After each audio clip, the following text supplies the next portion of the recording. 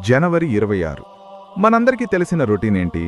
పొద్దున్నే లేవడం, టీవీలో పరేడ్ చూడటం, స్కూల్లోనో ఆఫీస్లోనో జెండా ఎగరేయడం, ఒక లడ్డూ తినడం, ఆ తర్వాత ఒక మంచి హాలిడే మూడ్లోకి వెళ్ళిపోవడం. అంతే కదా?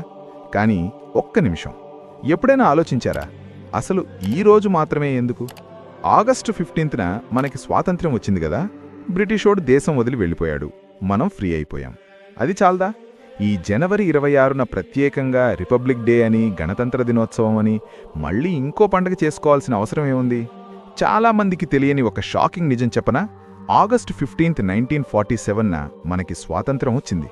కానీ మనం పూర్తిగా ఇండిపెండెంట్ కాలేదు. అవును, మీరు వింటున్నది నిజమే. 1947 ఆగస్టు 15 నుండి 1950 జనవరి 26 వరకు ఈ మధ్యలో ఉన్న ఆ 2.5 సంవత్సరాలు ఇండియా పరిస్థితి ఏంటి? అప్పుడు మనల్ని ఎవరు పాలించారు? మనకు రూల్స్ ఎవరు పెట్టారు?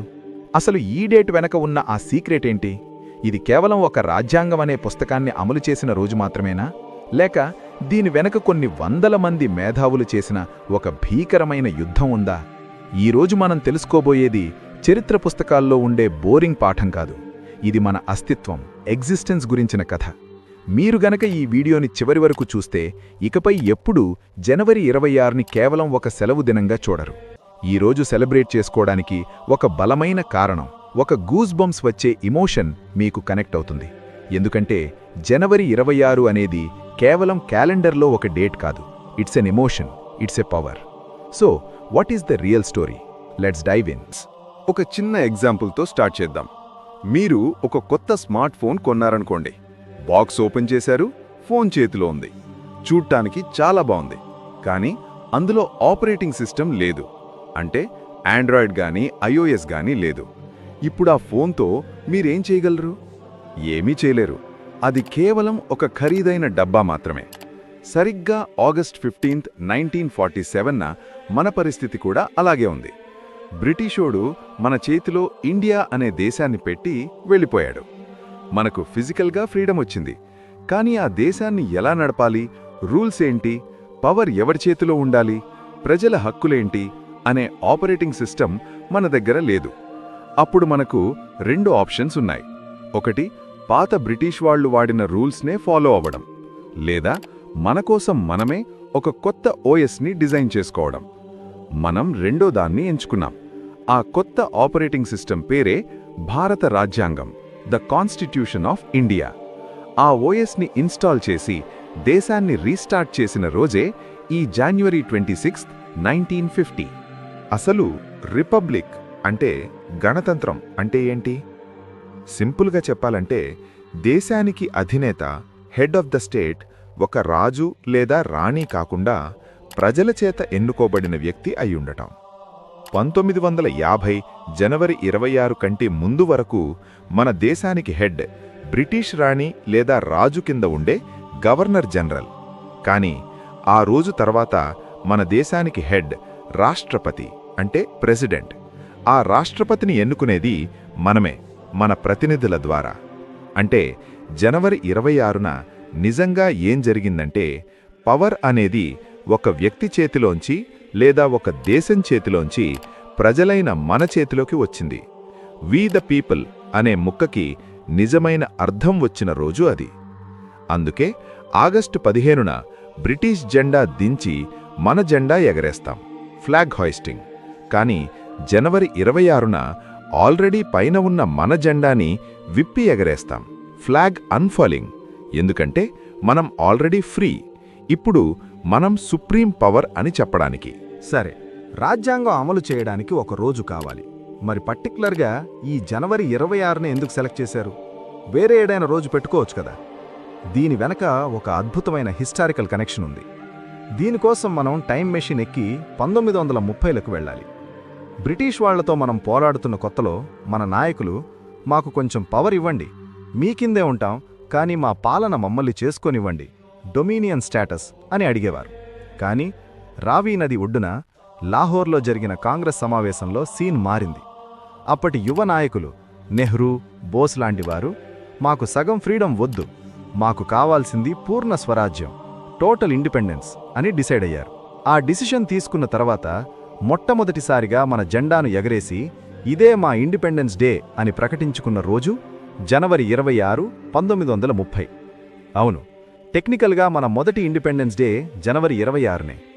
దాదాపు 17 ఏళ్లు 1930 నుండి 1947 వరకు మన దేశ ప్రజలు జనవరి 26నే స్వాతంత్ర దినోత్సవంగా జరుపుకున్నారు. బ్రిటిష్ వాళ్ల లాఠీ దెబ్బలు తింటూ కూడా ఆ రోజు జెండా ఎగరేసేవాళ్లు. కానీ విధి ఆడిన వింత నాటకం వల్ల మనకు నిజమైన స్వాతంత్రం ఆగస్టు 15న వచ్చింది.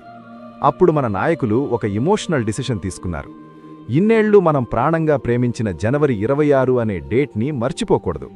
దానికి ఒక హిస్టారికల్ ఇంపార్టెన్స్ ఉండాలి. అందుకే మనం మన దేశానికి సుప్రీం పవర్ని ఇచ్చే ఆ రాజ్యాంగాన్ని ఆ పవిత్రమైన రోజునే అమలు చేద్దాం అని ఫిక్స్ అయ్యారు. నవంబర్ 1949లోనే రాజ్యాంగం రెడీ అయిపోయినా కూడా కేవలం ఈ డేట్ కోసం 2 నెలలు వెయిట్ చేశారు. అది ఈ తేదీ వెనుకున్న ఇమోషనల్ బాండ్. ఇప్పుడు మీరడిగిన అసలు పాయింట్కొద్దాం. ఎన్ని యుద్ధాలు జరిగాయి? జాన్వరి 26 కోసం కత్తులతో తుపాకులతో యుద్ధం జరగలేదు. కానీ అంతకంటే భీకరమైన యుద్ధం జరిగింది. అది మాటల యుద్ధం, ఐడియాలజీల యుద్ధం, భవిష్యత్తుని నిర్మించే యుద్ధం. ఎక్కడ జరిగింది? పార్లమెంట్ సెంట్రల్ హాల్లో, రాజ్యాంగ పరిషత్తులో. ఒక్కసారి ఇమాజిన్ చేసుకోండి, ఇండియా అంటే ఏంటి?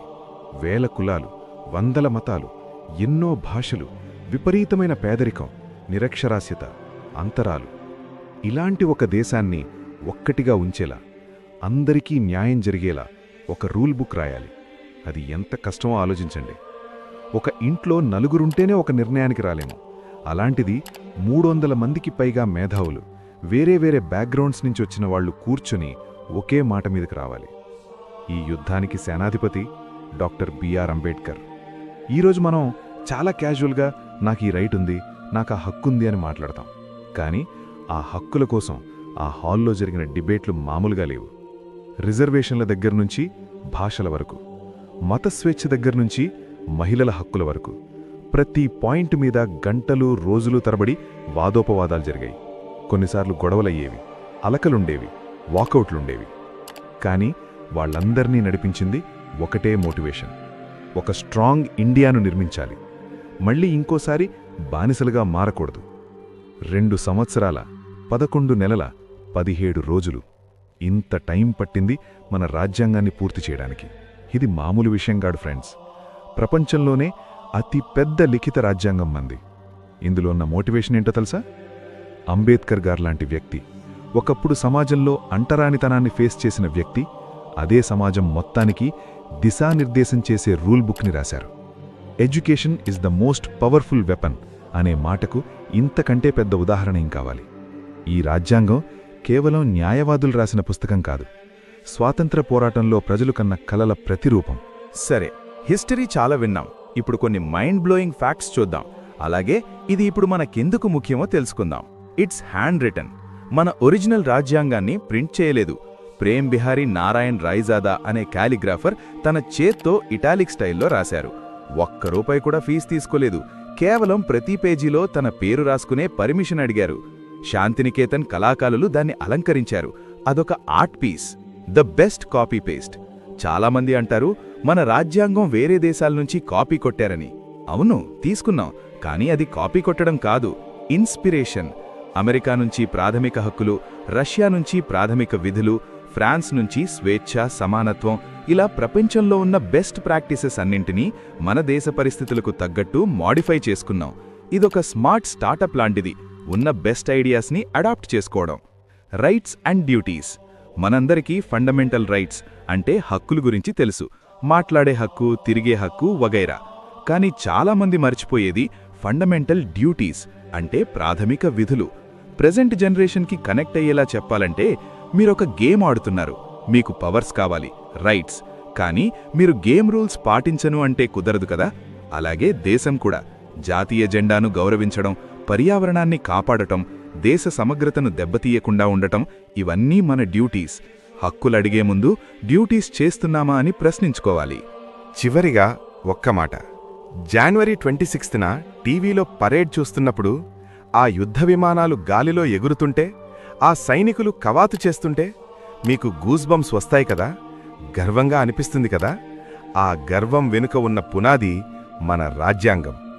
ఈరోజు మనం ప్రశాంతంగా నిద్రపోతున్నామంటే మనకు నచ్చిన చదువు చదువుకుంటున్నామంటే, ఎవరినైనా ప్రశ్నించగలుగుతున్నామంటే దానికి కారణం ఆ పుస్తకం మనకిచ్చిన పవర్. మన దేశం పర్ఫెక్ట్ కాదు, ఇంకా పేదరికం ఉంది, కరప్షన్ ఉంది, అసమానతలు ఉన్నాయి. నిజమే. కాని వాటిని మార్చే శక్తి కూడా అదే రాజ్యాంగం మన చేతిలో పెట్టింది. We the people of India అంటే భారత ప్రజలమైన మేము అని మొదలవుతుంది మన రాజ్యాంగం. అంటే ఈ దేశానికి బాస్లెవరో కాదు, నువ్వు, నేను, మనందరం. ఈ రిపబ్లిక్ డే నాడు ఒక ప్రతిజ్ఞ చేద్దాం. కేవలం సోషల్ మీడియాలో స్టేటస్లు పెట్టి ఆగిపోవద్దు. ఒక బాధ్యతగల పౌరుడిగా ఉందాం. ట్రాఫిక్ రూల్స్ పాటించడం దగ్గర్నుంచి, నిజాయితీగా ట్యాక్స్ కట్టడం వరకు, ఓటు వేయడం దగ్గర్నుంచి, తోటి మనిషిని గౌరవించడం వరకు ప్రతిదీ దేశభక్తే. స్వాతంత్ర్యం కోసం వాళ్లు ప్రాణాలిచ్చారు. గణతంత్రం కోసం వాళ్లు తమ మేధస్సును ధారపోశారు. ఇప్పుడు ఈ దేశాన్ని సూపర్ పవర్గా మార్చాల్సిన బాధ్యత మనదే. Let's celebrate this day with pride.